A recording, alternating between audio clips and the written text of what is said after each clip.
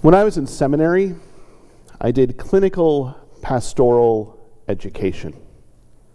Basically, I had taken a few classes and I had read a few books and I knew a few things.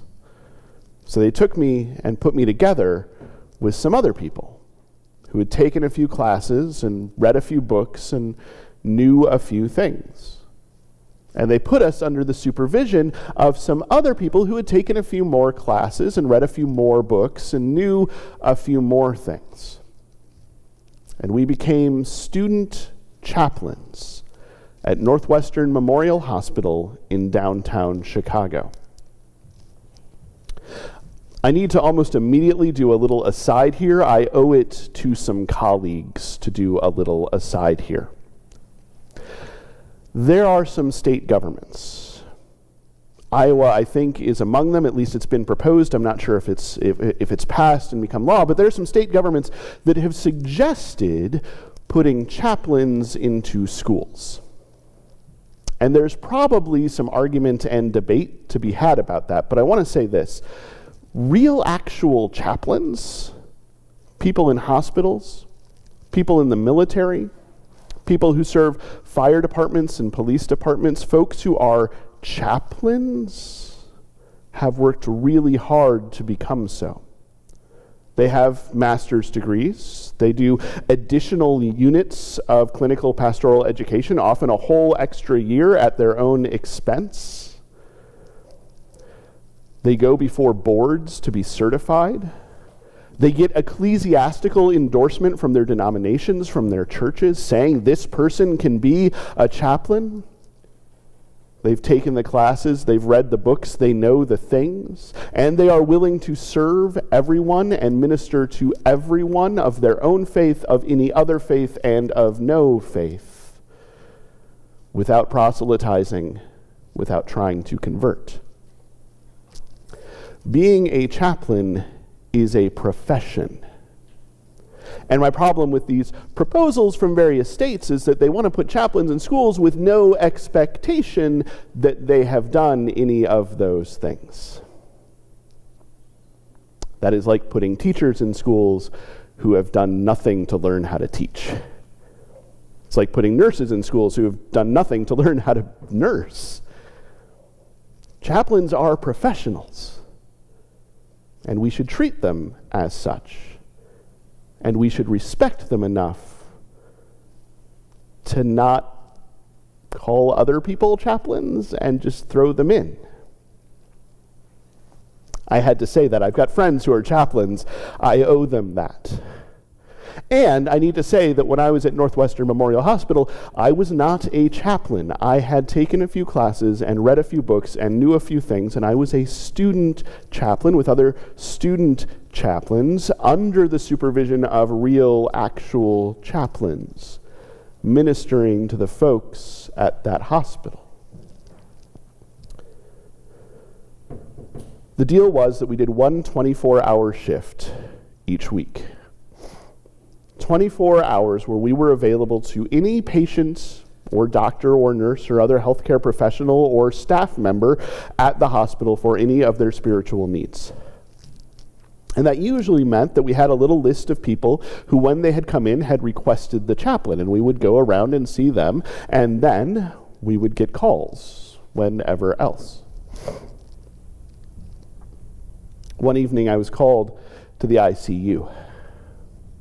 That's where I spent most of my time. That's where I got called most often. And not that the ICU was great, but it was better than being called to the emergency room or to labor and delivery. So I went to the ICU. And I did what I always did when I went to any unit in the hospital. I checked in at the nurses' station because the nurses know what's going on. So I went to the nurses' station and I said, I'm the chaplain.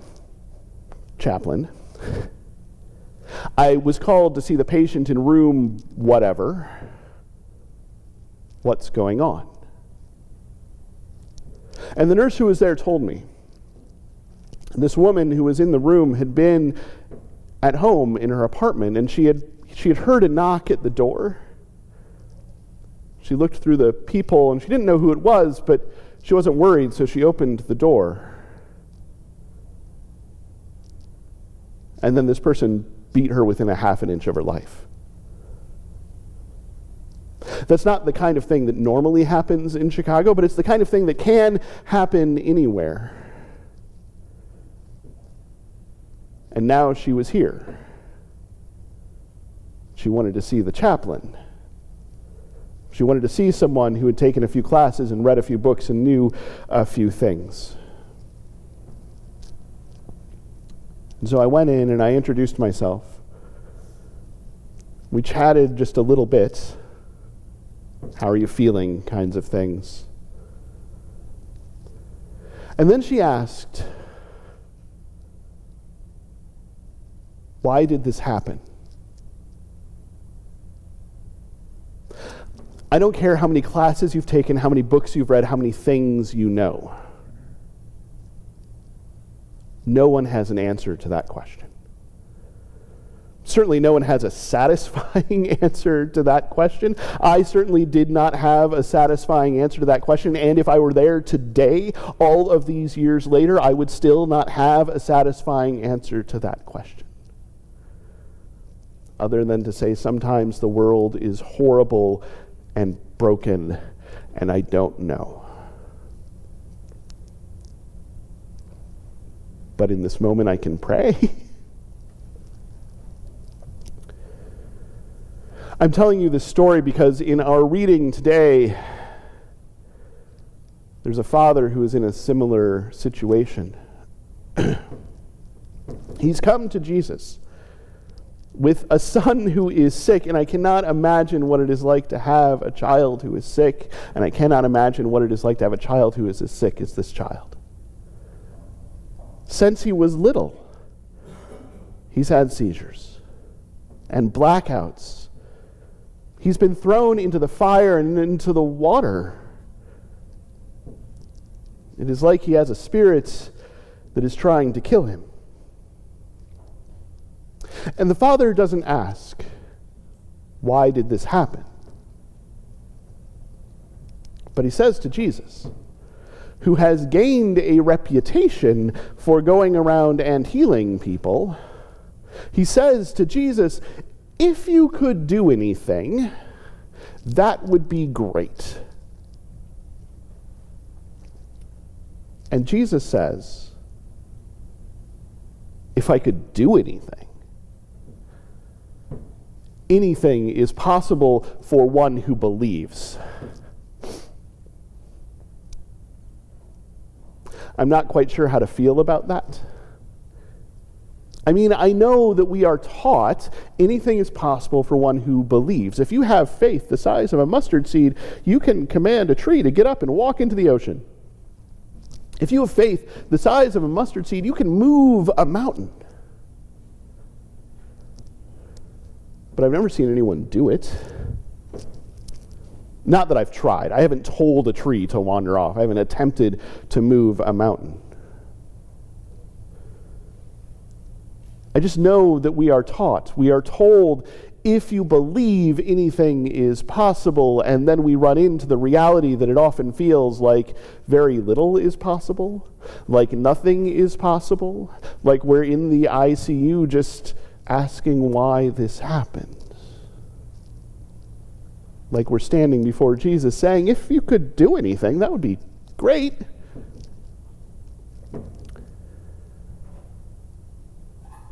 And then this man says, I believe, help my unbelief. I'm not sure how he says it.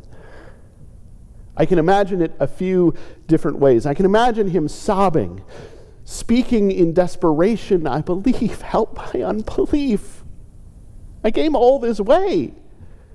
You see what I'm trying to do, help me. He could say it defiantly. I believe. I've followed the commandments. I've kept the festivals. I traveled all this way. I came to see you. So why don't you help my unbelief? He could say it angrily. He could say it dismissively. He could say it any number of other ways, but the truth of it, the reality of it does not change depending on the tone of his voice. Many of us, including, let's be honest, sometimes me, many of us have been in that position, have been in that place of saying to God, look, I believe, I do the stuff. I do the stuff I'm supposed to do. I don't do the stuff I'm not supposed to do. I show up for worship, even when it's rainy out, even during the summer, even on holidays.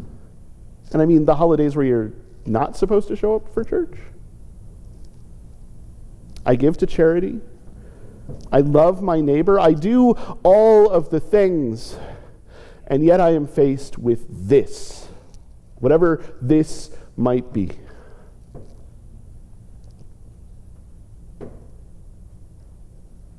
So I guess my belief isn't enough. My faith isn't enough. It's just this little bit that I have. So why don't you help my unbelief?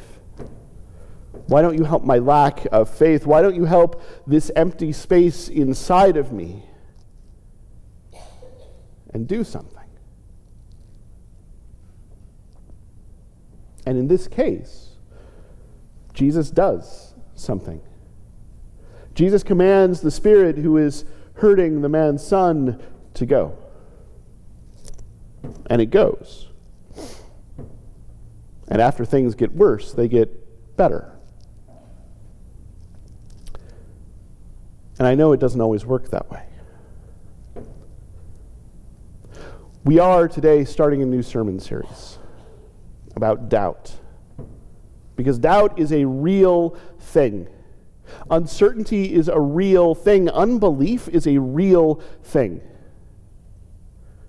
You take the most faithful saint, unbelief is a real thing. And it's something that we don't talk about often enough. Like I said, we often teach that if you believe hard enough, if you have enough faith, if you do enough, then everything will work out. And if it doesn't, then you can rely on your faith to see you through that. Somehow you'll be okay. But the reality is that it doesn't always feel that way. The reality is, it is not always that way. The reality is that sometimes we are left saying, why did this happen to me? And the point that I want to make now, and the point that I'm going to come back to again and again through the next few weeks, is that our faith takes that seriously. In this moment, we get the raw truth. I believe, help my unbelief. And Christ is there. And Christ responds. Christ's heart is moved. And after things get worse, they get better. Scripture is full of those stories. And Scripture is full of those times when things get worse and they don't get better. Unbelief is not an enemy of our faith. Doubt is not a threat to our faith. It is a reality of the human condition. It is a reality of who we are. It is a reality of how a broken world works. But even in our deepest doubts, in our darkest moments, we are not alone. God does not leave us just because we doubt. God does not leave us just because we are unsure. And in those moments where we want to find someone who has taken a few classes and read a few books and knows a few things and ask them, why is this happening? Well, we can do that. or we can address God. We can address God, God's self. We can address Christ. We can say, why is this happening? And I don't know if we'll get an answer. But I know that even in that moment, Christ will hold us and care for us and comfort us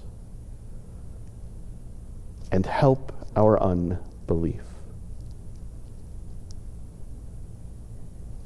And I know it seems a strange thing to say in this kind of moment, but sometimes that is enough. Thanks be to God.